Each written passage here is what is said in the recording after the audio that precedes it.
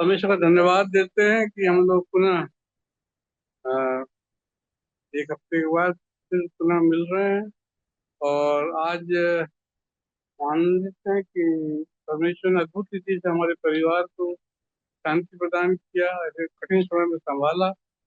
और आज हमारा वचन, हमारी मीटिंग वचन में प्रचार करेंगे भाई सुभाष सोना। आप सब उनको जानते हैं। और वर्शिप में लीड करेंगी आसमा सोना, हमारी बेटी है। और बहुत सुंदर उनकी आवाज प्रभु ने दिया है और बहुत अच्छी हुई। और बाइबल पठन में हमारी बेटी है शायना पटेल, वो जो यहाँ आतन है हमारी, वो बाइबल पढ़ेगी। और हमारी बहू है अंजलि पटेल, वो प्रार्थना करेगी। और उसके बाद भाई सुभाष सोना जी का प्रवचन होगा। और आखिरी प्रार्थना करेंगी मिसेज शालिनी अल्बर्ट। तो हम परमेश्वर पिता को धन्यवाद देते हैं इस उपाय के लिए और प्रार्थना के साथ इस मीटिंग को प्रारंभ करते हैं। प्रभु हमारे साथ हो और हमारी अगुवाई करे, हर प्रकार की गड़बड़ी से बचाए और मीटिंग शांतिपूर्वक आशीष पूर्वक संपन्न हो सके। मैं बेटी आसमा सोना से निवेदन करता हूँ कि वर्शिप करने में लीड करें। आसमा सोना, आप आसमा एक छोटा कोरस भी गा सकती हैं और एक गीत भी गा सकती है। एक गीत गाएंगे जैसा भी जम जी, टेंडन। प्लीज़ मैं एक गीत गाऊंगी पूरा। जी हाँ, ठीक है। ठीक है, सौरभ और मैं गा रहे हैं। प्लीज़ मुझे बताइए कि म्यूज़िक की आवाज़ भी आ रही है कि नहीं, गिटार की आ रही। आ रही? ठीक है।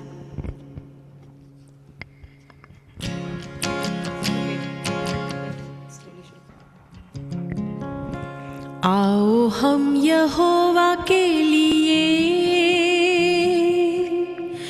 ऊंचे स्वर से गाएं, अपनी मुक्ति की चट्टान का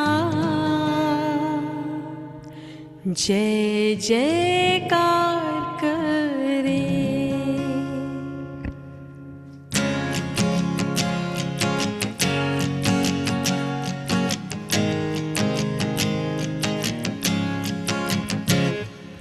आओ हम यहोवा के लिए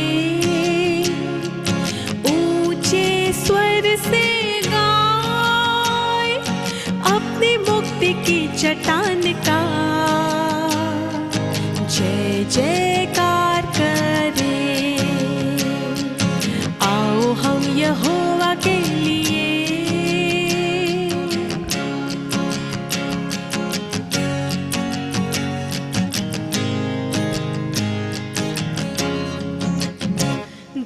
धन्यवाद करते हुए उसके सन्मुख आए, भजन गाते हुए उसका जय जयकार करें। धन्यवाद करते हुए उसके सन्मुख आए, भजन गाते हुए उसका जय जयकार करें। आओ हम यहोवा के लिए ऊंचे स्वर से गाएं, अपनी मुक्ति की चट्टान का जय जयकार करें। आओ हम यहोवा के लिए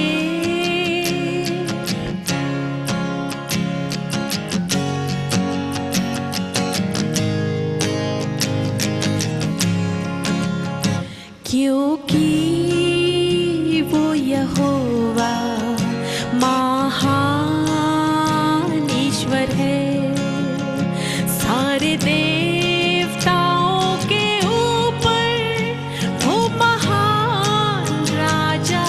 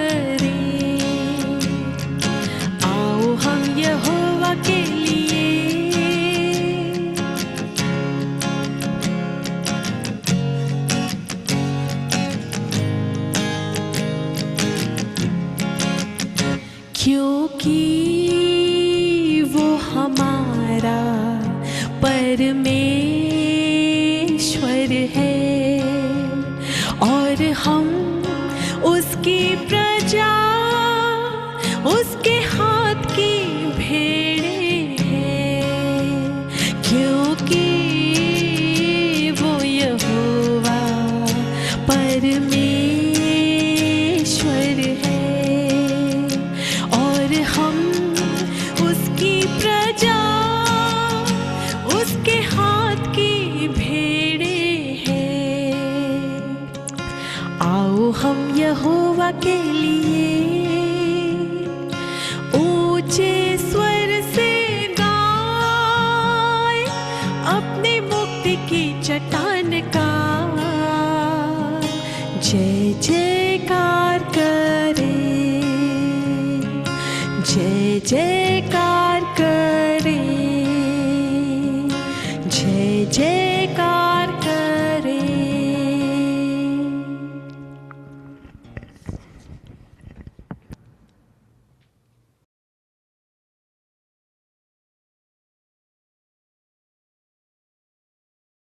आपका माइक बंद है भैया। तो बहुत सुंदर गीत। और अभी आवाज आ रही है ना? हमारी आवाज। और अब चाइना बेटी हमारी वचन पढ़ने में अगुवाई करेगी। और वचन जो आज के दो भाग हैं, मीका 6 उसका 8वां पद और दूसरा कुरिन्थियों, नए नियम से दूसरा कुरिन्थियों की पत्री उसका 5वां अध्याय 6 से 8। टाइना टाइना पटेल।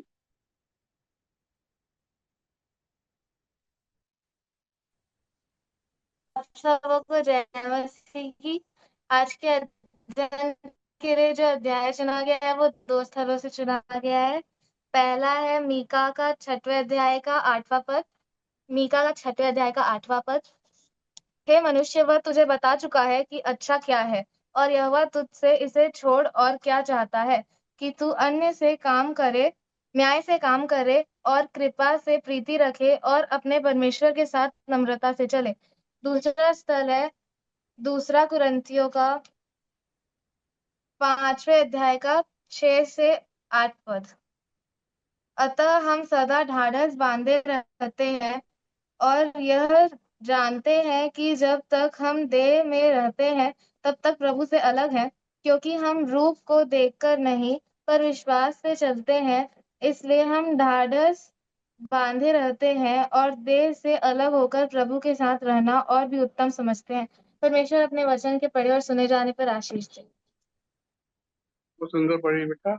और अब प्रार्थना का समय है। वचन के लिए प्रार्थना और आशीष की प्रार्थना हमारी बेटी है मिसेस अंजलि पटेल प्रार्थना में अगुवाई करेंगी। सबको जय मसीह की। जय मसीह। दुआ करें। धन्यवाद धन्यवाद धन्यवाद देते हैं परमेश्वर पिता, हमें जीवितों के बीच में रखा और हमें अब आज का दिन दिखाया, इसके लिए विशेष धन्यवाद देते हैं। हम प्रार्थना करते हैं आज के वचन के परमेश्वर पिता, और वो आपके द्वारा बोया जाएगा परमेश्वर पिता, उनकी चारों ओर अपने स्वर्गदूतों का बाड़ा, ताकि जो आप वचन उन्हें देते हैं परमेश्वर पिता, वो हमारे मनों में 70 गुना 100 गुना 1000 गुना फल लाने वाला हो सके। हर एक बातों में वो आपको धन्यवाद देते हैं परमेश्वर पिता, और वचन पे हमारे मनों में काम कर सके परमेश्वर पिता, ऐसी अगुवाई हमें दीजिए मेरे परमेश्वर पिता। हर एक बातों को और इस समय को परमेश्वर पिता आपके हाथों में सौंपते मेरे परमेश्वर पिता, हमारी छोटी सी विनती को सुनिए और ग्रहण कीजिए। आमीन। अब समय है भाई, हम वचन का अध्ययन करेंगे। और हमारे वक्ता आज के हैं भाई सुभाष सोना जी। आपका स्वागत है भाई। सबको जय मसीह की। Praise the Lord. जय मसीह की। जय मसीह। परमेश्वर का धन्यवाद हो, फिर से हम एक समूह के रूप में जुड़ पाए हैं परमेश्वर की स्तुति आराधना के लिए। और मैं धन्यवादित हूं कि मुझे भी अवसर मिला है इस संगति के लिए, और भी धन्यवादित हूं कि आपके साथ मैं परमेश्वर के वचन को मनन भी कर सकता हूं आज। इसके लिए मैं सबके धन्यवाद देता, खासकर भैया ब्राउन को कि इन्होंने फिर से मुझे एक अवसर दिया। और जैसा कि आपने देखा होगा, आज का जो विषय जिस पर हम थोड़ी देर मनन करेंगे वो है वॉकिंग विथ गॉड, परमेश्वर के संग चलना। और ये जो परमेश्वर के संग चलने का जो संदर्भ है, अगर आप देखेंगे तो 3 व्यक्तियों से जुड़ा हुआ है पुराने नियम में। हनोक के साथ कि वो परमेश्वर के संग चलता रहा 300 वर्षों तक, उत्पत्ति 5:22 से आगे है। और नूह के लिए भी कि नूह भी परमेश्वर ही के साथ चलता था। और तीसरा व्यक्ति जो उत्पत्ति 17:1 में है कि परमेश्वर ने उसको कहा कि मेरी उपस्थिति में चल और सिद्ध होता जा। और इस प्रकार हम देखते हैं कि ये जो चलना है, परमेश्वर के संग चलना, वास्तव में बाइबल में जो लिखा है वो उसका एक लिटरल मीनिंग नहीं है, यानी शाब्दिक अर्थ नहीं कि जैसे हम आज चलते हैं शारीरिक रूप से आगे बढ़ते हैं। तो परमेश्वर के संग जो चलना है वो एक अलग बात है। ये चलना जो हम शाब्दिक रूप से जानते हैं वॉकिंग, उससे कुछ भिन्न है। और ये हम नहीं जानते कि हनोक के साथ, नूह के साथ और परमेश्वर इब्राहिम के साथ किस रूप में चला, कैसे चला, ज्यादा वर्णन नहीं है। परंतु जब हम नए नियम में आते हैं तो वास्तव में ये जो चाल है, यानी परमेश्वर के संग चलना, ये एक, जैसे अंग्रेजी में बोलते हैं मेटाफोर, मेटाफोर यानी एक रूपक, रूपक है। यानी ये शाब्दिक अर्थ से अलग उसका अर्थ है। यानी चलना का अर्थ जो होता है बाइबल में, पूरे बाइबल में, वो मनुष्य के चाल चलन या करेक्टर यानी चरित्र, या उसका कंडक्ट जो आचरण है उससे संबंधित है।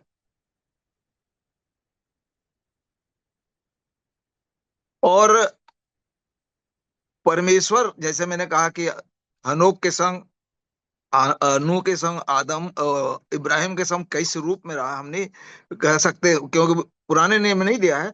परंतु नए नियम में इसका पूरा उल्लेख किया गया है कि परमेश्वर के संग, यानी हनोक के संग भी परमेश्वर है, नूह के संग भी परमेश्वर है, और इब्राहिम के भी संग परमेश्वर है। और परमेश्वर की जो उपस्थिति है हमारे संग किस रूप में है, वो आज हम उस परिवेश में, आज के परिवेश में, जो नए नियम के परिवेश में देखेंगे। और एक्चुअली में जो परमेश्वर की उपस्थिति हमारे बीच में है और रहती है, वो उसकी आत्मा के रूप में, स्पिरिचुअली। यानी ये जो है फिजिकल वॉक नहीं है, एक्चुअली में देखा जाए तो स्पिरिचुअल वॉक है। इसको हम देखेंगे, क्योंकि ये क्यों बताया गया स्पिरिचुअल वॉक है उसको हम बताएंगे। परंतु इतना जानते हैं कि जैसे हम इसको समझने के लिए फिजिकल वॉक का भी उदाहरण देते हुए आगे समझेंगे कि स्पिरिचुअल वॉक क्या है। तो जैसे आदमी फिजिकल वॉक करता है तो काहे के लिए करता है? अपने शरीर के उत्तम हेल्थ के लिए, यानी फिजिकल हेल्थ के लिए। तो आज परमेश्वर चाहता है कि हमारा स्पिरिचुअल वॉक हो, इसलिए स्पिरिचुअल हेल्थ के लिए। तो परमेश्वर के संग चलना जो है वो हमारे आत्मिक जो लाभ है, आत्मिक जीवन के लिए है। यानी परमेश्वर, और परमेश्वर के संग चलना का यह अर्थ नहीं कि हम चल रहे हैं और आजू बाजू परमेश्वर हमारे साथ, नहीं। परमेश्वर की उपस्थिति हमारे अंदर आत्मा के रूप में है, यानी आत्मा के नियंत्रण में होकर, आत्मा के गाइडेंस में होकर, आत्मा के निर्देश में होकर हम अपनी जो चाल चलन, अपना जो चरित्र, अपना जो करते हैं व्यवहार, कंडक्ट, वो परमेश्वर के संग चलने को बताया गया है। क्योंकि यदि आप रोमियो 8 का पहला पद पढ़ेंगे, रोमियो अध्याय 8, तो उसमें साफ साफ लिखा है, क्या लिखा है कि यदि कोई मसीह, सॉरी, 8 में लिखा है, अब जो मसीह यीशु में है उन पर क्या लिखा है? दंड की आज्ञा नहीं। क्यों नहीं है? क्या लिखा है? क्योंकि वे शरीर के अनुसार नहीं, वरन क्या लिखा है? आत्मा के अनुसार। यानी ये जो परमेश्वर के संग चलने की बात है वो आत्मा के अनुसार चलने वाली बात यहाँ साफ लिखा है। अगर फिर से अगर चौथे पद में, उसी अध्याय के चौथे पद में आते हैं तो क्या लिखा है? मैं पढ़ दे, इसलिए कि व्यवस्था की विधि उन हम में जो शरीर के अनुसार नहीं वरन आत्मा के अनुसार चलते हैं, क्या की जाए? पूरी की जाए। ये सब आप समझते हैं तो समझाने की जरूरत नहीं है कि आत्मा के अनुसार चलकर हम जो परमेश्वर की जो इच्छा है उसकी विधि को पूरी करते हैं। और 14 पद में तो और अच्छा लिखा है, क्या लिखा है? इसलिए हाँ जितने लोग परमेश्वर के आत्मा के चलाए चलते हैं वे ही हाँ, परमेश्वर के पुत्र हैं। यानी एक गाढ़ा संबंध पुत्र का और पिता का संबंध स्थापित होता है, जो परमेश्वर की, जो लिखा है, जो जिसमें परमेश्वर की आत्मा नहीं वो परमेश्वर का जन नहीं, इसी अध्याय में लिखा है। अर्थात जो परमेश्वर के आत्मा के अनुसार चलते हैं वे ही क्या है? उसके पुत्र हैं। और यदि आप गलतियों की पत्री 5 अध्याय 16 पद को पढ़ेंगे तो और भी उसको स्पष्ट किया है कि आत्मा के अनुसार चलने से हमारे अंदर क्या प्रभाव आता है। गलतियों 5:16 में पर जल्दी। मैं कहता हूँ आत्मा के अनुसार हाँ, चलो, आत्मा के अनुसार चलो। तो तुम शरीर की हाँ लालसा किसी रीति हाँ, से यानी पूरी ना करोगे। हम जानते हैं कि शरीर और आत्मा, पिछली बार भाई उदित ने अच्छा सरमन दिया था शरीर के, उसके ऊपर, शरीर में कौन कौन से पाप वगैरह होते हैं सब पर। तो अगर हम आत्मा में हैं, आत्मा में होकर चल रहे हैं, तो किसी भी स्थिति में जो शरीर के अपराध है, पाप है, किसी रीति से पूरा नहीं करना। तो इसीलिए परमेश्वर के संग चलने का अर्थ है परमेश्वर की आत्मा में होकर चलना, जिससे हम शरीर की हर क्रिया को मारेंगे और शरीर की कोई भी अभिलाषा पूरा नहीं करेंगे। और ये जो चलना है कंडक्ट, या मैंने कहा था चाल चलन है। और इसको पौलुस जो कुलुसियों की मंडली को जब लिखता है, कुलुसियों की पत्री उसका जब पहला अध्याय, हम 9वें पद और 10वें पद को पढ़ते हैं।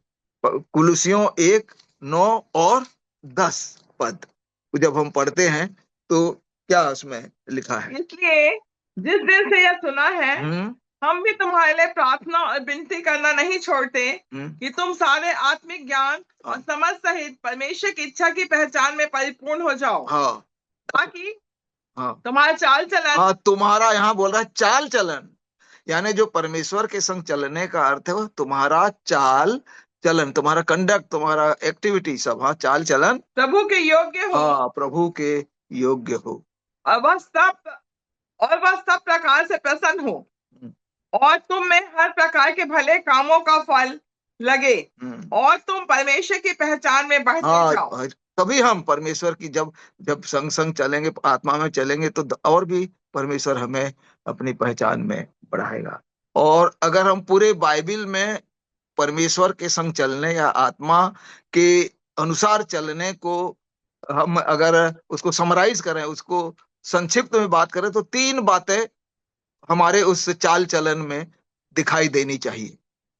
यानी परमेश्वर के संग चलना या आत्मा में चलने का 3 बात हमारे जीवन में होना चाहिए। पहला जो है, ये जो है, पहला, परमेश्वर के साथ निरंतर गाढ़ा यानी प्रगाढ़ संबंध के साथ जीना, यानी इंटीमेट रिलेशन, प्रगाढ़ संबंध यानी to live with intimate relationship with God, यानी परमेश्वर के साथ घनिष्ठ संबंध के साथ जीना। दूसरा जो है, हमारे जो दैनिक काम होते हैं, हमारी जो पसंद है, हमारे जो विचार हैं, वो जो है परमेश्वर की इच्छा के अनुरूप हो। हमारे कार्य, विचार और पसंद जितने भी हैं दैनिक, वो किसके अनुरूप हो? परमेश्वर के इच्छा के अनुरूप हो। और जो तीसरी और अंतिम बात जो दिखनी चाहिए, ये जीवन एक यात्रा है। चलना, जैसे हम चलते हैं ना, आगे बढ़ते हैं एक यात्रा में, तो life is also a journey, ये एक प्रकार की क्या है? यात्रा है। और कैसी यात्रा है? ये जीवन एक ऐसी यात्रा है कि हम जीवन परमंत परमेश्वर पर विश्वास, भरोसा और उसकी आज्ञाकारिता के साथ चले। यानी हमारी यात्रा में क्या हो? विश्वास हो, उस पर भरोसा हो और आज्ञाकारिता। तो ये परमेश्वर के संग का चलते। और अगर आप इसको अब देखेंगे तो बड़ा एक अच्छा, ये चलने जो वॉकिंग यानी वॉक शब्द बाइबल में अगर आप करेंगे, अद्भुत बात यह है कि सबसे पहले ये चलना या वॉकिंग शब्द किसके साथ जुड़ा है? आपने पढ़ा अगर बाइबल, तो ये चलना शब्द सबसे पहले किसके साथ जुड़ा है? कोई बता सकता है? माइक खोल के जिसको आता है। वॉक शब्द, हनोक। चलिए, हनोक। कई लोग हनोक को बोलते हैं, परंतु प्रभु में प्रियो ये अब्राहम। क्या है? अब्राहम भी है, सब नहीं, इसके पहले तो हनोक है, फिर नूह है, फिर लास्ट में उसके तीसरा नंबर पे अब्राहम है। मैं ये कहता हूं कि इसी चाल यानी परमेश्वर के संग चलने का जो बेस्ट एग्जाम्पल स्वयं परमेश्वर ने दिया है, एक फेलोशिप के नाते। यानी वॉकिंग शब्द जो है हनोक से पहले परमेश्वर के संग जुड़ा है। यानी चाल जो है यदि आप उत्पत्ति जानते हैं कि जब तीसरे अध्याय में पढ़ते हैं, उत्पत्ति पाप में पड़ गए, और उत्पत्ति तीसरे अध्याय के 8वें पद में क्या लिखा है, देखिए। तो परमेश्वर, तब यहोवा परमेश्वर जो दिन के ठंडे समय वाटिका में फिरता था। कौन फिरता था? फिरता था उस इंग्लिश में हाँ, वॉक करता। उसको फिरता शब्द जो अनुवाद हुआ है वो है वो वॉक करता था। जो परमेश्वर क्या करता था? चलता था ठंडे समय में। चलिए, और एक शब्द के साथ, ऐसा नहीं कि ऐसा नहीं चल रहा है, चलिए पढ़े। हाँ, तो उसका जो आवाज, उसका शब्द आया है, परंतु ये अनुवाद शब्द नहीं है, साउंड आया है, आवाज है। यानी जब परमेश्वर उस वाटिका में चलता था तो एक अजीब किस्म की आवाज आते थे। हाँ, तो हाँ का शब्द उसको सुनाई दिया। हाँ, उनको सुन, यानी आदम को और हवा को हमेशा, और परमेश्वर हमेशा नहीं आता था, एक निश्चित समय था, ठंडे समय में परमेश्वर आकर उस वाटिका में चलता था। और क्यों चलता था? क्योंकि वो स्वर्ग से आकर उस वतन की वाटिका में आकर चलता था, और इससे पहले उस चाल में एक आवाज थी, ताकि उस आवाज को सुनकर वो जान जाए कि नो, अब परमेश्वर हमारे बीच में आ गया है। उस शब्द के, उस आवाज से वो समझते हैं, और जल्दी से उस आवाज के कारण फिर वो परमेश्वर से मिलने आते हैं, और इस प्रकार उनकी परमेश्वर से संगति होती है। और ये कहा जाता है कि बाइबल में हम इसकी कल्पना भी करते हैं कि हनोक से पहले, पाप में पड़ने से पहले, आदम और हवा भी परमेश्वर के संग चलते थे, क्योंकि परमेश्वर स्वयं आता था। और वो क्यों आता था? क्योंकि वो उनकी संगति, यानी परमेश्वर वहां इसलिए चला फिरा करता था ताकि वो आदम और हवा से क्या करे? संगति। और मनुष्य को इसलिए भी बनाया, इसीलिए ही बनाया कि वो किससे? मनुष्यों से क्या करे? संगति करे, फेलोशिप। और इसमें एक और बात कहना चाहता हूं कि आज परमेश्वर जो है एक निश्चित समय को चुना, ऐसे समय में कि क्योंकि आदम और हवा देखिए दोनों नंगे हैं, अभी तक कपड़ा नहीं है, तो उनको मौसम का प्रतिकूल प्रभाव न पड़े, धूप का ज्यादा उसका, तो ऐसा समय चुनता था कि वो उससे मिलने में सहजता महसूस करे, कोई अनकंफर्टेबल ना हो। यानी परमेश्वर से मिलने में उनको एक विशेष आनंद आए, ताकि कोई वातावरण या मौसम का प्रभाव उन पर न हो, वो स्वच्छंद और सहजता से मिलकर परमेश्वर के साथ आनंद के साथ मुलाकात करें। इसलिए परमेश्वर वो समय चुना था, और वो आने से पहले एक आहट देता था कि मैं आ रहा हूं, आओ तुम मुझसे मिलो, और वो मिलते थे। और पाप के पहले वो लोग परमेश्वर संग चलते थे, हम ऐसा वचन के अनुसार जानते हैं। परंतु पाप के बाद परमेश्वर उनसे अलग हो गया, और ऐसे नहीं है। और यही प्रतिज्ञा, चलने फिरने की प्रतिज्ञा परमेश्वर ने की कि जब हम फिर से मसीह यीशु में हमारा मेल परमेश्वर से होगा, पाप से हम रहित हो जाएंगे, तब परमेश्वर उसी अनुसार, वैसे ही जैसे वो आदम और हवा के मध्य चलता फिरता था, हमारे मध्य भी चलेगा। और इसीलिए ये परमेश्वर ने कहा कि मैं तुम्हारे संग, जैसे मूसा से कहा, यहोशू से कहा, मैं तुम्हारे जैसे मूसा के संग रहा, तुम्हारे संग रहूंगा, सबको कहा। यीशु मसीह ने भी कहा, जगत के अंत तक मैं सदैव। तो ये जो संग रहने की बात है, वो कोई फिजिकल उसमें नहीं है, आत्मा में है। आत्मा में परमेश्वर हमारे संग रहता है। और इसीलिए कुरिन्थियों में अगर आप पढ़ेंगे, 3 बार परमेश्वर जो है हमको मंदिर अपने आत्मा के, जैसे पहला कुरिन्थी 3 अगर आप पढ़ेंगे तो पहला कुरिन्थी 3:16 में लिखा, क्या तुम नहीं जानते कि तुम क्या हो? परमेश्वर का मंदिर हो, और परमेश्वर का आत्मा तुम्हारे अंदर रहता है। यानी आज परमेश्वर हमारे संग रहने के लिए हमारे देह को अपना मंदिर बनाकर उस आत्मा का रहता, ताकि आत्मा में होकर हम उसके संग रहें, और उस आत्मा के अनुसार हम उसके अनुसार चलें। और उसके बाद पहला कुरिन्ती 6 अगर आप 19 में पढ़ेंगे तो उसमें भी क्या लिखा है? क्या तुम नहीं जानते कि तुम्हारी देह पवित्र आत्मा का मंदिर है, हाँ, जो तुम में बसा बसा हुआ हुआ है है। और तुम्हें हाँ, परमेश्वर की ओर से मिला है, हाँ, और तुम हाँ, अपने तुम्हें नहीं परमेश्वर की ओर से मिला, तुम अपने, यानी तुम अपने नहीं, मतलब अब हमारी मर्जी नहीं, हम अपने आप में नहीं, परंतु किसकी मर्जी के अनुसार? परमेश्वर, उसकी इच्छा के अनुसार, उसकी आत्मा के अनुसार हम चले, इसलिए वो आत्मा हमको दिया है। और जो आदम और हवा के संग वो चलता फिरता था, वही प्रतिज्ञा वो तीसरी बार जो है पौलुस लिखता है। अगर आप दूसरा कुरिन्थियों उसके 6वें अध्याय के 16 पद को पढ़ेंगे, दूसरा कुरिन्थियों उसके 6वें अध्याय के 16 पद को पढ़ेंगे। और मूर्तियों के साथ परमेश्वर के मंदिर का क्या संबंध? क्योंकि हम तो जीवते परमेश्वर के मंदिर हैं। हाँ, हाँ, चलिए आगे। जैसा परमेश्वर ने कहा है, क्या कहा? मैं उनमें बसूंगा, मैं उनमें बसूंगा, यानी आत्मा के रूप में वो हमारे अंदर वास करेगा, आत्मा में बसूंगा। हाँ, और उनमें चला फिरा क्या करूंगा। लिख रहा है? जैसे उस अदन की वाटिका में चला फिरता था, वो भी प्रतिज्ञा कर रहा है कि मैं उनके मध्य क्या करूंगा? चला फिरूंगा। और और मैं वो उनका परमेश्वर हूंगा और वह मेरे लोग होंगे। यानी एक घनिष्ठ संबंध फिर स्थापित होगा। जब हम उस आत्मा में, हमको आत्मा मिलेगा और आत्मा के अनुसार चलेंगे, तो एक घनिष्ठ संबंध होगा, क्लोज रिलेशनशिप। तो ये जो आत्मा में चलने का जो मैंने ये कहा कि हमारे जीवन में परमेश्वर की उपस्थिति किसके रूप में? आत्मा के रूप में।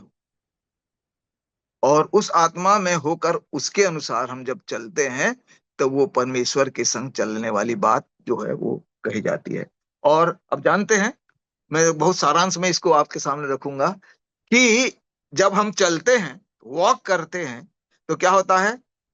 1 कदम, 2 कदम, 3, ऐसे चलते, स्टेप बाय स्टेप। तो परमेश्वर, बाइबिल में अगर आप सारांश देखेंगे परमेश्वर के संग चलने यानी आत्मा में चलने का देखेंगे, तो 4 स्टेप्स हैं, यानी एक के बाद एक ये स्टेप्स उस चाल में हमको परमेश्वर के वचन में दिखाई देता। वो उसको मैं, क्योंकि आप जानते हैं, उसको मैं बड़े सारांश में आपके सामने रखता हूं कि जो पहला स्टेप परमेश्वर के संग यानी आत्मा में चलने का, तो पहला स्टेप है परमेश्वर को जानना, टू नो गॉड, यानी परमेश्वर, यानी सत्य को जानना, यानी सत्य यानी परमेश्वर जो है उसको जानना। और परमेश्वर को जानना ही पर्याप्त नहीं है, ये जानने का अर्थ होता है एक रिलेशनशिप डेवलप करना, क्योंकि पूरी रीति से उसको जानना और पूरी रीति से उसको पहचानना कि परमेश्वर कौन है, वो मेरे लिए क्या कर सकता है, क्या किया है, और उसके क्या क्या गुण हैं जो मेरे लिए वो चाहता है कि मैं उन गुणों को अपने में उस आत्मा के द्वारा निहित करूं। तो सबसे पहला जो स्टेप है परमेश्वर को जानना। और परमेश्वर जो है हम जानते हैं, हमारे बाप दादों के द्वारा भिन्न भिन्न तरीके से बात किया, अपने आप को भिन्न भिन्न तरीके से प्रकट किया, अपने गुणों को भिन्न भिन्न तरीके से लोगों को प्रकट किया, और उसका भिन्न भिन्न गुणों के आधार पर नाम हमने जाना। और आज हमारे पास परमेश्वर का वचन है, जिसके द्वारा हम परमेश्वर को क्या कर सकते हैं? जान सकते हैं। और परमेश्वर को जानने का सबसे बेस्ट तरीका जो परमेश्वर ने कहा है, क्योंकि मैंने कहा ये आत्मा ही एक है, जो आत्मा ही, देखो इन चारों स्टेप्स में हम पवित्र आत्मा को ही देखते हैं। तो परमेश्वर को जानने के लिए सबसे बड़ा माध्यम वचन तो है, परंतु वचन भी किससे लिखा गया है? परमेश्वर की आत्मा से। और अगर परमेश्वर कोई चीज गुण बातें अपनी बात बताएगा तो किसके अनुसार? अपने आत्मा के अनुसार। तो यदि आप पहला कुरिन्थी उसका दूसरा अध्याय 11 पद को पढ़ेंगे, तो क्या लिखा है?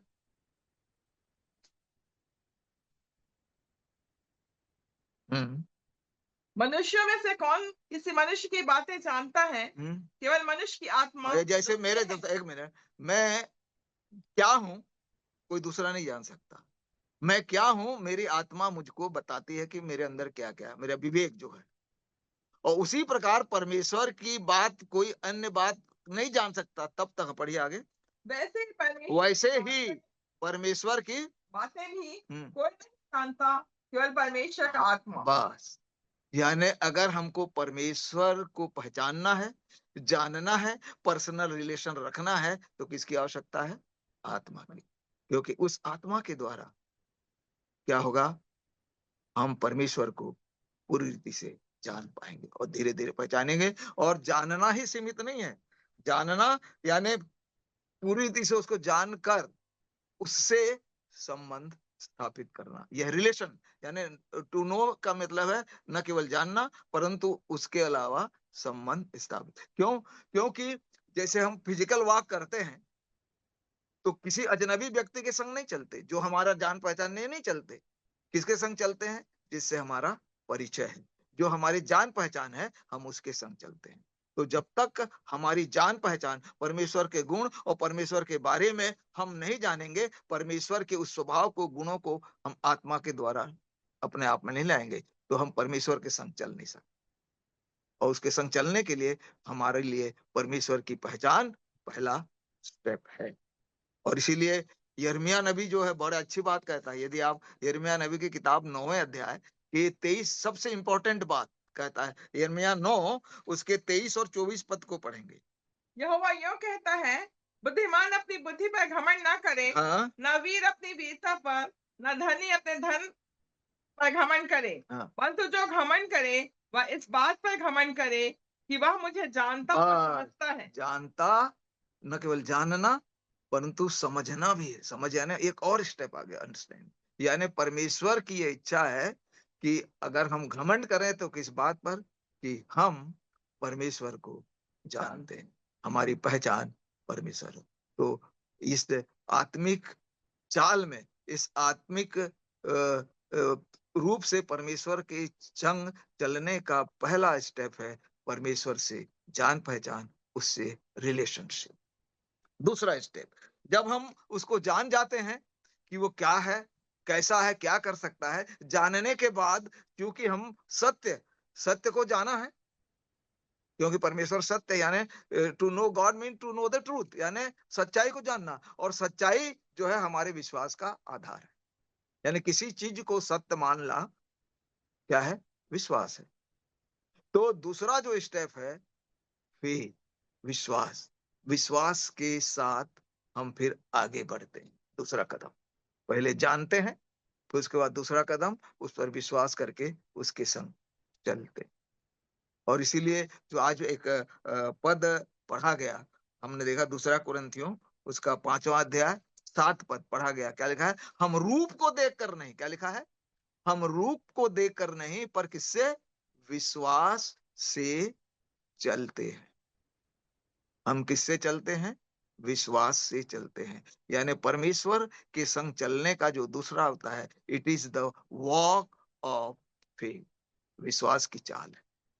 और अगर हम देखेंगे तीनों पर, हनोक को, नूह को और इब्राहिम को, इनके बारे में जब 11वें अध्याय में गवाही दी गई है, हनोक के बारे में, नूह के बारे में, तो और किसके बारे में? इब्राहिम के बारे में। तो वो 11वां अध्याय इनके किसको हाईलाइट करता है?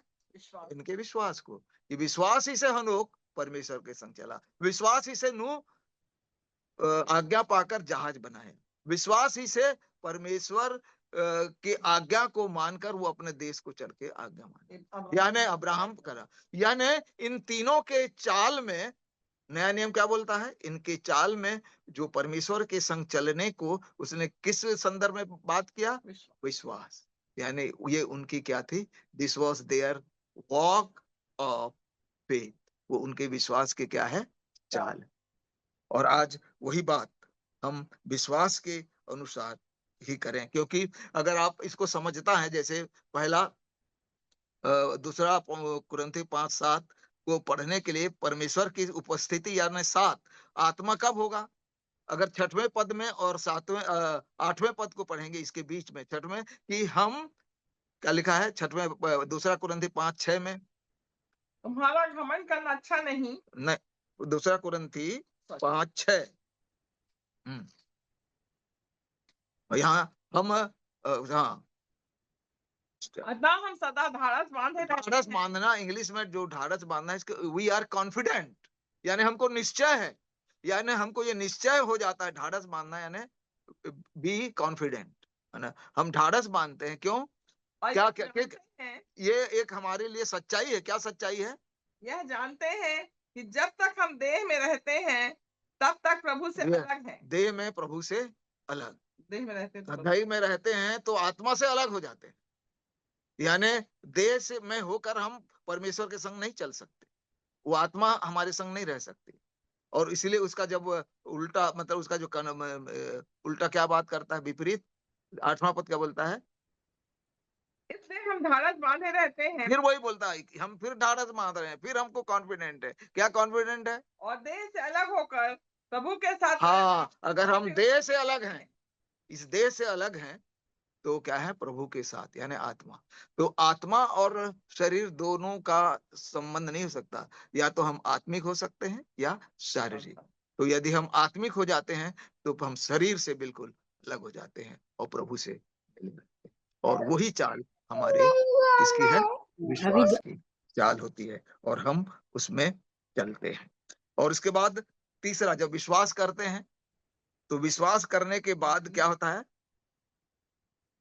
हमारी क्या होती है? संगति होती है। तब हमारे कहते नहीं, मतलब एक रिलेशन बनता है। रिलेशन बनने के बाद क्या होता है? फेथ के बाद एक रिलेशन बनता है, और उसके बाद क्या होता है? फेलोशिप। थर्ड स्टेप संग चलना, यानी एक फेलोशिप है। यानी जब दो व्यक्ति संग संग चल रहे हैं तो एक दूसरे के संग क्या है? उनकी सहभागिता है, एक साथ साथ चल रहे हैं। तो तीसरा जो स्टेप इस चाल में है वो है फेलोशिप विथ गॉड। और इसी पर्पस से परमेश्वर ने हमको क्या बनाया है? क्या बनाया है? बनाया है कि हम उसके संग क्या करें? सहभागिता करें, उसके साथ सहभागिता करें। इसलिए अगर आप पहला यूहन्ना की पत्री पहला अध्याय पढ़िएगा, पहला अध्याय उसके 3 पद या 2-3 को पढ़ें। पहला यूहन्ना उसका 3, एक पद, पहला यूहन्ना पहले पद का तीसरा पद। जो कुछ हमने देखा हाँ, और सुना है उसका समाचार तुम्हें भी देते हैं। यानी ये यीशु मसीह के समय की बात है। उसको देखा, पहले तो परमेश्वर अदृश्य है, आज यीशु मसीह भी हमारे अदृश्य है, पर हम विश्वास करते हैं कि वो है। सत्य को विश्वास करते हैं, फेथ है। तो जो कुछ हमने देखा और लिखा और है, सुना है, यानी उस वचन के द्वारा, हाँ, उसका देते हैं। यानी ये वचन के द्वारा हमको भी वो मिला है, वही बात। हाँ, इसलिए कि तुम भी हमारे साथ सहभागी हो। क्योंकि हमारे साथ, जो पौलुस बोल रहा है, हमारे साथ क्या हो? सहभागी पौलुस हो। नहीं, यूहन्ना बोल रहा है इसको। हाँ, और हमारी यह सहभागिता हाँ, पिता के साथ और उसके पुत्र यीशु मसीह के साथ है। और ये सहभागिता किसके साथ? पिता और और यीशु मसीह के। पुत्र यीशु मसीह। और हम सहभागिता यानी मेल, उससे मेल होना। तो जैसे हमने ये देखा कि जो हमारे जो नॉलेज है किसके माध्यम से? आत्मा के माध्यम से होगा। और उसके बाद दूसरा क्या है? फेथ है। क्या है? विश्वास है। तो विश्वास भी आत्मा के बगैर नहीं, क्योंकि विश्वास परमेश्वर हमको देता है किसके द्वारा? आत्मा के द्वारा। क्योंकि अगर आप गलतियों में ही 5 पढ़ेंगे तो आत्मा का जो फल है उसका एक गुण, एक चरित्र क्या है? विश्वास है ना। 9 में से एक क्या है? विश्वास। विश्वास, नम्रता, संयम नहीं लिखा है? तो ये विश्वास भी हमको किसके माध्यम से मिलता है? आत्मा। तो जब वो आत्मा रहेगा तो न केवल हम परमेश्वर को जानेंगे, परंतु उस आत्मा में हम विश्वास में बढ़कर उसके संग चलेंगे। और तीसरा फेलोशिप। फेलोशिप यानी परमेश्वर के साथ हमारी संगति। मैं बहुत सारांश बोल रहा हूँ क्योंकि आप ये सब जानते हैं, बहुत सारे रेफरेंसेस हैं, बहुत सारी बातें हैं जो बाइबल लिखी हैं। तो हमारी जो फेलोशिप है, हमारी जो परमेश्वर की संगति है, जो हमारा मेल है, किसके माध्यम से हुआ? यीशु मसीह के। और वो मेल का मुख्य कारण भी आत्मा है। क्योंकि अगर आप बहुत सारी बातें देखेंगे तो इफिसियों की पत्री, खासकर क्या है? इफिसियों की पत्री उसका 2 अध्याय 18 पद को पढ़े। क्योंकि उसी के द्वारा हाँ, हम दोनों की एक आत्मा में पिता के पास पहुंच होती है। क्या है? एक, यानी ये अगर उसके पहले पढ़ेंगे तो ये जेंटाइल्स और ज्यूज की बात करी है। और यीशु मसीह जो दोनों को एक कर लिया, और चाहे यहूदी हो, कोई भी व्यक्ति हो, यानी जेंटाइल्स हो या यहूदी जो चुने हैं, कोई भी व्यक्ति हो, अगर हमको परमेश्वर से मेल रखना है तो एक ही जरिया है, क्या है? परमेश्वर का आत्मा।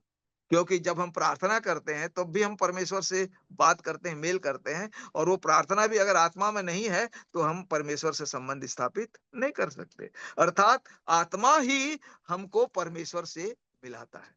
तो हमारी जो फेलोशिप है उसका माध्यम ही क्या है? आत्मा है। तो इसका अर्थ है चाहे उसकी पहचान में बढ़े, चाहे विश्वास में बढ़े, चाहे फेलोशिप करें, किसका माध्यम से? आत्मा। तो ये तीसरा स्टेप हो जाता है कि हम उस आत्मा में हम उसके संग क्या करते हैं? सहभागिता। क्योंकि जो भी हम चाहे आत्मा में भजन करेंगे या पढ़ेंगे वचन को, तभी परमेश्वर से हमारा संबंध स्थापित होता है। और उसके बाद जो है लास्ट, जैसे हमने कहा कि लास्ट जो है वो है परमेश्वर की आज्ञा के अनुसार चलना। तो सबसे इंपॉर्टेंट जो बात परमेश्वर कहता है, क्योंकि वो मेल बलि, होम बलि, दुनियादारी किसी से पसंद नहीं, परंतु किससे? अपने आज्ञा के मानने वाले। और आज्ञा का मानना, और आज्ञा के लिए भी आप बहुत सारे देखेंगे। अभी हमने जो पढ़ा है मीका नबी की किताब, उसका 6वां अध्याय 8, परंतु अगर उसको पहले आप पढ़ेंगे तो एक बहुत विचित्र है तस्वीर है। 6वां अध्याय एक विचित्र तस्वीर को बताता है कि कैसे एक मुकदमा हुआ है, ट्रायल हो रहा है, और इजरायली जो है अपराधी साबित हो गए हैं, उनको दंड मिलने वाला है साफ साफ, परंतु वो मन फिराकर मीका नबी के पास आते हैं और सब इंडिविजुअली मैं शब्द आया है। क्या शब्द आया है? मैं। अगर 6वें पद को पढ़ेंगे, 6वें अध्याय के 6वें पद, तो क्या लिखा है? मीका 6:6। मैं क्या लेकर? हाँ, मैं, यानी अब हर इंडिविजुअल एक पश्चाताप कर रहा है, कन्फेशन कर रहा है कि मैं क्या लेकर परमेश्वर के पास जाऊं। क्या एक बछड़ा 1 वर्ष का, या 1000 मेढ़े, या बहुत सारी नदियों के जैसे तेल हुआ, ये लिखा है ना, पढ़ेंगे तो, तेल लेकर परमेश्वर के पास जाऊं। हाँ, तब बोलता है नहीं, परमेश्वर इनसे प्रसन्न नहीं होगा, तुम्हारा मेल इससे नहीं होगा। तुम्हारा मेल कब होगा? वो फिर हम 7वें के बाद 8वें पद में पढ़ते हैं। क्या लिखा है? हे मनुष्य, वह तुझसे जो अभी पढ़ा है। हाँ, ये बात परमेश्वर अपने वचन में हमको बचा चुका है, हम पढ़ चुके हैं। अच्छा क्या है? और यहोवा तुझसे इसे छोड़ और क्या चाहता है? कि तू न्याय से काम करे और कृपा से प्रीति रखे और अपने परमेश्वर के साथ नम्रता से। ये बहुत बड़ा ये है, समय कम है, तो इसलिए मैं सीरीज ये कहूंगा कि 3 प्रिंसिपल्स हैं, यानी इस आज्ञाकारिता और परमेश्वर के संग चलने में जो है मुख्य रूप से 3 कोर प्रिंसिपल, यानी मुख्य जो है 3 सिद्धांत है। पहला है क्या? न्याय से काम करे, जस्टिस। और न्याय क्या है? न्याय यानी जस्टिफाइड, यानी आप पढ़ेंगे तो क्या है कि जब तक हम विश्वास के द्वारा धर्मी न ठहराया जाए, जैसे इब्राहिम ठहराया गया ना, हमको व्यवस्था के कामों के द्वारा नहीं, परंतु किसके द्वारा? विश्वास से। तो जब हम वो जो सेकंड स्टेप पे रहेंगे विश्वास में, तो उस विश्वास के द्वारा परमेश्वर हमको जस्टिफाई करेगा और हम न्याय के काम करने चलेंगे। उसके बाद और लिखा है कृपा से प्रीति रखे, यानी किससे? जो दया है, और दया किसका है? परमेश्वर का है, यानी वो दया का धनी है, लिखा है। और जब तक हमको परमेश्वर के निकट, जैसे हम पहचान में आ गए हैं तो परमेश्वर दयालु है, तो हम भी उसकी दया का अनुभव एक्सपीरियंस करेंगे और उस दया को हम भी दूसरों को दिखाएंगे। वो परमेश्वर के संग चलने का है, यानी दया से, यानी कृपा से प्रीति रखे, और नम्र यानी दीनता के साथ चले। नम्रता यानी क्या है? नम्रता का अर्थ होता है अब हमको, मैं कुछ भी नहीं हूं, परमेश्वर सब कुछ है। पूरे दीनता और नम्रता यानी पूरी रीति से सरेंडर, प्रभु तू सब कुछ है, मैं कुछ भी नहीं हूं। नम्रता से सरेंडर होकर हमको चलना है, तब वो बात है। क्योंकि याकूब 4:10 में लिखा, यदि हम दीन और नम्र होंगे तो वो हमको क्या बनाएगा? शिरोमणि। जो अपने आप को छोटा बनाएगा वो क्या किया जाएगा? बड़ा। तो बहुत बातें हैं, पर मैं इतना कहूंगा कि जब तक हम नम्र होकर नहीं होंगे परमेश्वर के संग चल नहीं सकते। के सामने दिन और इसीलिए आज विश्वास और नम्रता से हमको चलना है। और अंत में बहुत सारी बातें तो हैं, परंतु मैं एक ही चीज कहना चाहता हूं कि इस विश्वास, हम पुराने नियम के तीनों को कहें, 5 मिनट में समाप्त करूंगा। हनोक, नूह और इब्राहिम, अगर उनके उस विश्वास के चाल में वो आत्मा, हम कहेंगे वो भी आत्मा में के अनुसार परमेश्वर की इच्छा के अनुसार चले। और जो चौथी बात अब मैंने कहा था, आज्ञाकारिता की बात कही, तो आज्ञा भी है कि हम ओबीडियंस, सबसे ज्यादा ओबीडियंट बनेंगे, परमेश्वर को ही भाएगा। और ये जो प्रेरितों के काम 5:32 को अगर पढ़ेंगे तो और स्पष्ट होगा आगे आगे बढ़ने से। प्रेरितों के काम 5:32 क्या लिखा है? हम इन बातों के गवाह हैं। हाँ, और वैसे ही पवित्र आत्मा भी, हाँ, क्या यहाँ भी वही पवित्र आत्मा, इस आज्ञा से संबंधित पवित्र आत्मा भी, जिसे परमेश्वर ने उन्हें दिया है, हाँ, जो उसकी आज्ञा मानते हैं। बस ये आज्ञा मानने में भी किसका रोल है? अगर पवित्र आत्मा नहीं है तो हम परमेश्वर की आज्ञा नहीं मान सकते। हम शरीर में रहेंगे तो कैसे मानेंगे परमेश्वर की आज्ञा? तो वही आत्मा हमको प्रेरित करता है, परमेश्वर की इच्छा, आज्ञा मानना है ना, उसकी इच्छा के अनुसार चलेंगे तो हमारा इच्छा एक होगा। और इसीलिए आमोस 3:3 में लिखा कि यदि 2 व्यक्ति किसी बात में सहमत ना हो तो कैसे संग चलेंगे? एक बात में सहमत, यानी हमारा मार्ग एक, हमारी दिशा एक, हमारी इच्छा एक और हमारा पर्पस एक, जब तक नहीं है तब तक हम परमेश्वर के संग नहीं। और अब अंत में इन तीनों का होगा, हनोक को क्या मिला, नूह को क्या मिला और इब्राहिम को क्या मिला, हमको वो मिल सकता। हनोक को क्या मिला? हनोक जब परमेश्वर के संग चला तो परमेश्वर अपनी गुप्त बातें बताया, और पहला जो भविष्यवक्ता है वो कौन बना? हनोक बना। इसलिए तो भविष्यवाणी भी उसने किया, किसकी? आने वाले न्याय की। और उसका बेटा जो है मतुशेलह, आप जानते हैं मतुशेलह जो सबसे ज्यादा जिया है, 969 साल तक जीने वाला वही व्यक्ति है जो सबने। और मतुशेलह का जो अर्थ है, अगर आप हिब्रू और उसमें देखेंगे तो उसका लिखा है in his death you will see, यानी उसके मृत्यु में तुम कुछ देखोगे। और क्या जल देखोगे? प्रलय, ये हाँ? जल प्रलय, जल हाँ, प्रलय। हाँ, यस, जल प्रलय को देखोगे। और आने वाले स्वर्गदूत में यीशु मसीह जब आएगा वो भी, तो क्योंकि मतुशेलह सबसे ज्यादा जिया, और जिस साल वो मरा उसी से, अगर आप कैलकुलेट करेंगे ना, क्योंकि जब जल प्रलय आया तो नूह 600, और उसी साल को कैलकुलेट तो जिस साल मतुशेलह मरा उसी साल बाढ़। और परमेश्वर ने क्या इनाम दिया? न केवल उसको ये भविष्यवाणी की बात दी, परंतु हम कहते हैं उसका स्वर्ग पर उठाया जाना, उसको परमेश्वर के संग निरंतर वास करने का एक इटर्नल लाइफ। यानी अगर हम उद्धार या अनंत जीवन के भागीदार हनोक के जैसे होना चाहते हैं, उसके संग आत्मा में चलना होगा। पहली बात, मैं सारांश बोलना, बहुत सारी बातें हैं पर मैं दूसरा, नूह भी परमेश्वर के संग चलता था, ऐसा लिखा, वो तो और ज्यादा चला। उसी के साथ हनोक तो 65 साल तक नहीं चला, जब उसका बच्चा पैदा हुआ 65 साल के बाद वो चला, परमेश्वर ने उससे कुछ विशेष बात की तब। अब नूह के लिए क्या है? नूह के लिए एक विशेष बात है। अगर आप उत्पत्ति पर आइए, उसको मैं आपके सामने, परमेश्वर के वो है ना, अगर 6वें अध्याय के 8 पद को पढ़ेंगे तो क्या आती है? परंतु यहोवा के अनुग्रह की दृष्टि नूह पर बनी रही। हाँ, यानी ये तीनों, हनोक, नूह और इब्राहिम, सब विश्वास में भी रहे। और आज हनोक को क्या के मिला? अनंत जीवन, यानी उद्धार, जो रैप्चर हुआ बाढ़ के पहले। और किस पर? परमेश्वर, ये अनुग्रह जो शब्द है ना, सबसे पहले नूह से जुड़ा है। अनुग्रह की कृपा दृष्टि किस पर? नूह पर। हाँ, अनुग्रह दृष्टि नूह पर हुई। ये अनुग्रह बहुत बड़ा चीज है, क्योंकि उद्धार के लिए अनुग्रह परमेश्वर का जरूरी है, न केवल विश्वास परंतु अनुग्रह। क्योंकि इफिसियों 2:8 में क्या लिखा है? विश्वास ही से अनुग्रह के द्वारा तुम्हारा। तो उद्धार का जो जरिया है वो किसको मिला? अनुग्रह। विश्वास तो मिला ही है, हनोक को भी मिला है, नूह तो विश्वास और अनुग्रह दो भी प्राप्त है। और उसके बाद हम जब आते हैं तो किसको?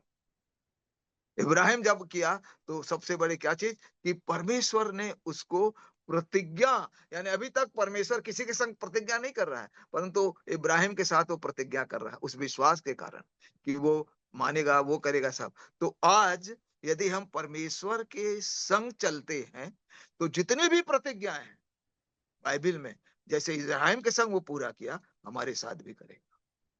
और न केवल करेगा परंतु हमको इब्राहिम जैसे आशीषित करेगा, जैसे इब्राहिम को आशीष का अमूल किया, तो हनोक जैसे हम इटर्नल लाइफ के भागीदार होंगे, अनुग्रह और विश्वास के द्वारा उद्धार होगा और परमेश्वर की सारी प्रतिज्ञा हमारे जीवन में होगी। तो ये है परमेश्वर के संग चलने का, और चलने का अर्थ है आत्मा में। और जब हम चलेंगे तो ये सारी बातें हमारे जीवन में परमेश्वर देगा। आमीन। परमेश्वर अपने वचन पर आशीष। बहुत धन्यवाद भैया, बहुत गूढ़ बातें आपने बताई और बहुत सरल ढंग से बताई। आज हमारा जरा इंटरनेट ठीक नहीं चल रहा, थोड़ी परेशानी हुई, पर अद्भुत अद्भुत बहुत अच्छा वचन हमको सुनने को मिला। अध्ययन, बहुत अच्छा अध्ययन। परमेश्वर हम आशीषित करें इस वचन को। और अब हम प्रार्थना में जाएंगे, और प्रार्थना का विषय, एक तो हमारे परिवार में जो भाई अर्नी रॉबर्ट्स की मृत्यु हुई थी, उस पर अद्भुत रीति से परमेश्वर ने संभाला। तो आप लोग की प्रार्थना के कारण बड़ी शांति का अनुभव परिवार में किया गया। दूसरा तो प्रार्थना का विषय है हमारे पड़ोसी जो फ्रांसिस ड्राइवर साहब थे, उनके निधन हुआ, फ्रांसिस दयाल। तो उनके परिवार के लिए प्रार्थना करेंगे। हमारी प्रार्थना योद्धा है शालिनी आशिर। शालिनी प्रार्थना में अगुवाई करेंगी। शालिनी है? जी, आप सबको जय मसीह की। शालिनी अल्बर्ट प्रार्थना में अगुवाई कर रही हैं। आइए हम सब प्रार्थना में अपने सरों को झुकाएं। मेरी आवाज आ रही है अंकल? आ रही बेटा, आ रही। जी। हमारे महान जीवित सर्व सामर्थ्य पिता, धन्यवाद धन्यवाद धन्यवादों के बलिदान हम आपके सम्मुख चढ़ाते राजा। हम मिट नहीं गए, आपकी महाकरुणा का फल है, क्योंकि आपकी दया अमर है जो प्रतिभोर को हमारे ऊपर नहीं होती जाती है। पिता, आपने जीवन दिया, जीवन की आशीषें दी हैं प्यारे प्रभु जी, और हमारे जीवनों को प्यारे पिता हमारी आंखों को आंसू बहाने से, पैर को ठोकर खाने से और प्राण को नाश होने से बचाया। पिता, हम धन्यवाद देते प्यारे प्रभु जी कि यीशु मसीह में हम सुरक्षित पाए जाते हैं। ये आपका बड़ा अनुग्रह। हम धन्यवाद देते प्यारे प्रभु जी आंटी और अंकल के लिए, ब्राउन सर और मैडम के लिए, विशेषकर आज की लीडिंग के लिए जो अंकल ने परिश्रम किया है। प्रभु में किया गया परिश्रम व्यर्थ नहीं है, और बहुत से लोगों को जब वो आपके सुसमाचार को जूम के माध्यम से प्यारे प्रभु जी इस मीटिंग को कंडक्ट कर प्यारे प्रभु जी लोगों तक आपके वचन को पहुंचा रहे हैं प्यारे प्रभु जी। पिता, उन्हें आप बहुतायत की आशीष दें, और प्यारे प्रभु जी भजन 92 के अनुसार प्यारे प्रभु जी और उसके 12वें और 13वें पद के अनुसार प्यारे प्रभु जी आप अपने दासी और दास के साथ रहें प्यारे पिता परमेश्वर। निरंतर अपनी आशीषों में प्यारे प्रभु जी बनाए रखें। पिता, धन्यवाद देते प्यारे प्रभु जी बहन आसमा के लिए प्यारे प्रभु जी, जिन्होंने सुंदर गीतों के द्वारा आपकी आराधना दी प्यारे प्रभु जी, और इस भक्ति को आपने ग्रहण किया है। बहन और उनकी फैमिली के लिए हम प्रार्थना करते आपने आशीषित करें, और अपनी महिमा के लिए प्यारे प्रभु जी आप इस्तेमाल करें। बेटी सनाया के लिए हम धन्यवाद देते हैं प्यारे प्रभु जी, जिन्होंने बाइबल रीडिंग में हमारी सहायता की है और आपके वचन को पढ़ा है प्यारे प्रभु जी। पिता, वचन के द्वारा ही इस बेटी को आप आशीषित करें। बहन अंजलि के लिए धन्यवाद देते हैं जिन्होंने प्रार्थना की वचन के लिए। पिता, आप उन्हें और उनके परिवार को ब्लेस्ड करें। हम धन्यवाद देते प्यारे प्रभु जी अंकल सुभाष सोना के लिए और उनकी वाइफ के लिए प्यारे प्रभु जी, जो हमेशा प्यारे प्रभु जी आपके वचन को लेकर हमारे बीच आते हैं और बाइबल के नए रहस्यों को हमें सिखाते हैं प्यारे पिता परमेश्वर। निश्चय पिता परमेश्वर, एक बड़े प्रतिफल को आपने इस परिवार में रखा है प्यारे प्रभु जी पिता परमेश्वर, और आप इनके जीवन के द्वारा अपनी महिमा ले रहे हैं। हम धन्यवाद देते प्यारे पिता परमेश्वर कि जिन बातों को हमने आज वचन की गहराई में जाकर सीखा है प्यारे प्रभु जी, कि किस तरह हमें आपके साथ साथ आत्मिकता में चलना है प्यारे पिता परमेश्वर। हम प्रार्थना करते हैं पवित्र आत्मा हमारी सहायता करें कि हमारा आपसे रिलेशन घनिष्ठ हो प्यारे प्रभु जी। प्रार्थना करते हैं ईमानदारी के साथ और नम्रता के साथ हम आपकी वाट जोड़ने वाले बने। और पिता प्रार्थना करते हैं हमारा पूरा भरोसा ईमानदारी के साथ आपकी आज्ञाकारिता में हो, और हम विश्वास करें प्यारे प्रभु जी कि आप हैं और अपने मांगने वालों की प्रार्थनाओं को सुनने वाले परमेश्वर हैं। आज के सुंदर वचन के लिए हम आपको कोटि कोटि धन्यवाद देते हैं। अपने दास और दासी के किए गए परिश्रम को और भी आशीषित करें, ताकि बहुतों की आत्मिक उन्नति का कारण ये परिवार बनने पाए। प्यारे प्रभु जी, एक अच्छी हेल्थ को उनके लिए मांगते हैं प्यारे प्रभु जी। आपका अनुग्रह आपके दास और दासी पर बना रहे। हम धन्यवाद देते प्यारे प्रभु जी कि आपने ब्राउन फैमिली को और प्यारे प्रभु जी उनकी बहन के हस्बैंड को जब आपने अपने पास बुलाने से प्रसन्न हुए हैं प्यारे प्रभु जी, हम उनके जीवन और कार्यों के लिए धन्यवाद देते हैं प्यारे पिता, क्योंकि वे आपके अच्छे सेवक थे और बहुत से लोगों को उन्होंने आपके राज्य में लाया और बहुत सी बातों के द्वारा उन्होंने आपकी सेवा की है प्यारे प्रभु जी। इस पृथ्वी पर रहते हुए पिता, आपने उन्हें जो जीवन दिया उन्होंने आपकी सेवाओं में व्यतीत किया। हम उनके जीवन के लिए धन्यवाद देते हैं। इस परिवार को आपने संभाला है, बहन नीता सालोमन को और उनकी फैमिली को आपने संभाला प्यारे प्रभु जी। हम उनके लिए विशेष प्रार्थना करते हैं प्यारे प्रभु जी कि आपकी शांति जो संसार से परे है प्यारे प्रभु जी, क्योंकि आप यहोवा शालोम है, आप शांति के राजकुमार हैं प्यारे पिता परमेश्वर। इस परिवार में अपनी असीम शांति से परिपूर्ण करिएगा, ताकि प्यारे प्रभु जी उनके जाने से जो खालिस्तान हुआ है प्यारे प्रभु जी, वो आपके प्यारे पवित्र आत्मा के द्वारा भरने पाए पिता। के स्कूल के लिए, उनके परिवार के लिए, हर एक कार्यों के लिए हम आपकी उपस्थिति को चाहते हैं। पवित्र आत्मा आप इनके सहयोगी बनकर हर एक कार्यों में सहायता करें। हम फ्रांसिस फैमिली के लिए भी प्रार्थना करते हैं प्यारे प्रभु जी, जो आपके दास थे और आपने उन्हें अपने पास बुलाया प्यारे प्रभु जी। इस परिवार के लिए भी हम प्रार्थना करते हैं। हम सालोमन और दयाल परिवार के लिए प्रार्थना करते हैं प्यारे प्रभु जी, क्योंकि आपने जो वायदे किए हैं प्यारे प्रभु जी, उसके अनुसार प्यारे प्रभु जी, 2 कुरिन्थियों 5 वचन के अनुसार कि जब हमारा पृथ्वी पर से डेरासरी का घर गिराया जाएगा तो हमें चिरस्थायी घर मिलेगा। आपने अपने दोनों दासों को चिरस्थायी घर में प्रवेश करने का मौका दिया। हम धन्यवाद देते इस दोनों परिवार को अपनी शांति से परिपूर्ण करिए और अपनी महिमा के लिए पिता और अपने विश्वास के लिए निरंतर बढ़ाए लिए चलें पिता परमेश्वर। हर एक प्रकार की निराशा और आंसुओं को आप जानते हैं प्यारे प्रभु जी। पिता इन दोनों परिवारों में अपना अनुग्रह बनाए रखें पिता परमेश्वर। हम विशेष प्रार्थना करते हैं प्यारे प्रभु जी उन सब एरियाज में जहाँ पर प्यारे पिता वर्षा की अति आवश्यकता है प्यारे प्रभु जी। पिता आप अनुग्रहकारी परमेश्वर हैं प्यारे प्रभु जी, और आपका वचन कहता है मांगने से पहले प्रतीति कर लीजिए कि तुम्हें मिल गया है। हम विश्वास के साथ आपसे विनती करते हैं प्यारे प्रभु जी और धन्यवाद देते हैं कि आने वाले दिनों में आप एक अच्छी वर्षा को हमारे उन क्षेत्रों में प्यारे पिता देंगे जहाँ पर आवश्यकता है प्यारे पिता परमेश्वर। दया और अनुग्रह करें प्यारे प्रभु जी। आज की मीटिंग में सम्मिलित हर एक भाई बहनों को हम आपके स्वर्ग सिंहासन के सम्मुख लाते हैं पिता। उन्हें और उनके परिवार को आशीषित करें जिन्होंने आपके लिए समय दिया है और परिश्रम किया है पिता। उनका परिश्रम व्यर्थ नहीं है, आप नित्य प्रतिफल को देने वाले पिता हैं। हर एक को आज के दिन की और उनके इस परिश्रम की आशीष आप प्रदान करें पिता। जब हम दोबारा मिलें आपके मसीह प्रेम को इसी तरह बांटने पाए। धन्यवाद देते पिता, अपनी प्रार्थना को सुना है। हर एक जनों को आपके लहू में कवर करते पिता। आज के वचन के लिए, आज की सुंदर संगति के लिए पिता हम धन्यवाद देते हैं। हम आपकी आज्ञाकारिता में आपके पीछे पीछे चलने वाले निरंतर बने पिता। हमारी सहायता करें। धन्यवाद के साथ इस विनती को यीशु मसीह नासरी के नाम से मांगती हूँ, आमीन आमीन। और प्रभु की प्रार्थना में लीड करो शालिनी। हम सब प्रभु की प्रार्थना एक साथ करेंगे और उसके बाद पास्टर जेम्स हैं तो आशीर्वाद दो, पास्टर जेम्स के आशीर्वाद से मीटिंग समाप्त करेंगे। शालिनी प्रभु की प्रार्थना में अगुवाई करो।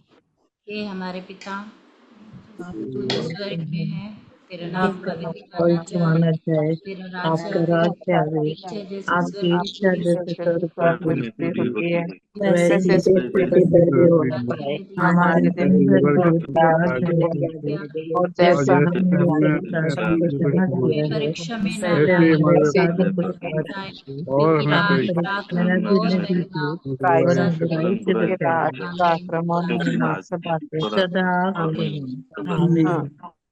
पूजा आमीन की प्रेज द लॉर्ड। आमीन। आमीन आमीन। आमीन। आमीन।